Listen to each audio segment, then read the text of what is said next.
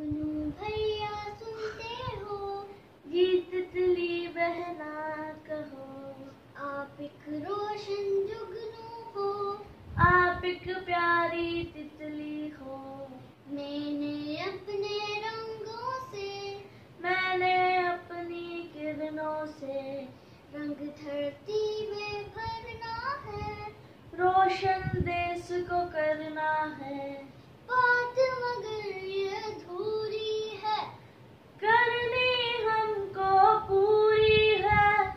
इल्म शऊर से बढ़ना है, इस बारे भी पढ़ना है कि जी हमारी धरती पर, सरजमीन इस प्यारी पर रंगों के कुछ दुश्मन हैं, किरणों के कुछ दुश्मन हैं, जो कि हम सब तितलियों को, जो कि हम सब जुगनुओं को पहुंचा सकते हैं नुकसान।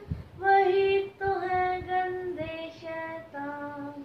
इनके बारे जानना है, इन सब को पहचानना है, उनसे खुद को बचाना है, और महफूज बनाना है।